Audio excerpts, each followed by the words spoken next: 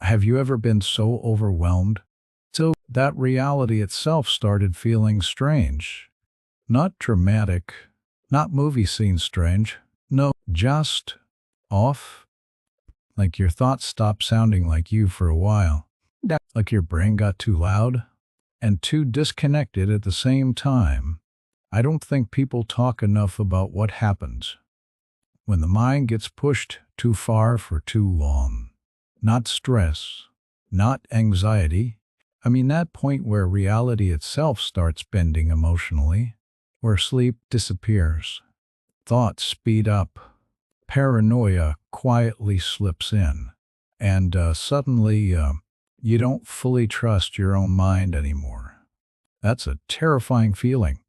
And honestly, I think a lot of people experience smaller versions of this without realizing it. Not full psychosis, maybe, but moments where the brain becomes overloaded and starts protecting itself in strange ways. Because the mind has limits. Even if people pretend it doesn't, sometimes people go through weeks, months of emotional pressure. No rest, no safety, no silence, constant fear, isolation, stress, overthinking, substances, sleep deprivation, and eventually the brain says, I can't carry this normally anymore. Think about that for a second.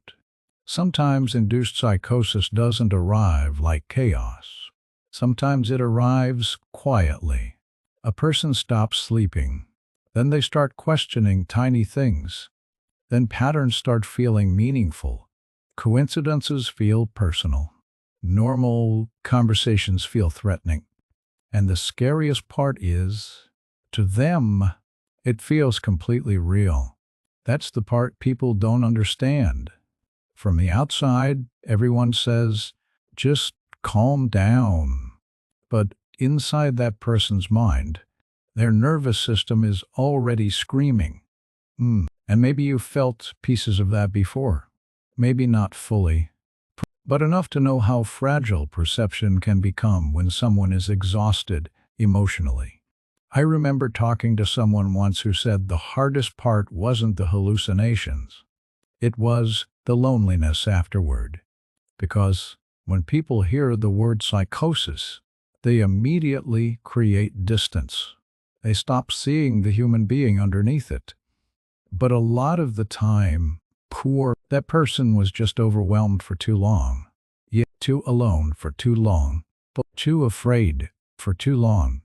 Too disconnected from reality. Because reality itself became unbearable. It's sad when you really think about it. Yeah, modern life pushes people past healthy limits constantly. People normalize burnout, normalize emotional numbness, normalize surviving on 4 hours of sleep, normalize being mentally overloaded every second of the day. And then society acts shocked when somebody's mind finally fractures under pressure. Like somehow the brain is supposed to endure infinite stress without consequences. But it can't. No human being can. And honestly, I think one of the darkest feelings in the world is realizing your own mind no longer feels safe. That feeling of, what if I can't trust my thoughts right now? That's heavy, and people carry shame around it. A lot of shame. But I don't think shame helps healing. I think understanding does. I think being listened to does. I think calm human connection does. Sometimes people don't need someone to fix them immediately. Sometimes they just need someone grounded nearby. Someone patient. Someone who doesn't look at them like they're broken. Because underneath all the confusion, there's usually still a scared human being trying to come back to themselves. And maybe that's what recovery really is sometimes. About not becoming a different person, just slowly feeling real again. Now I'm slowly reconnecting to the world. To sleep, to safety, to quiet, to yourself. And if you've ever experienced anything even close to that, I hope you know this. The mind can reach dark places under pressure. That doesn't make you less human.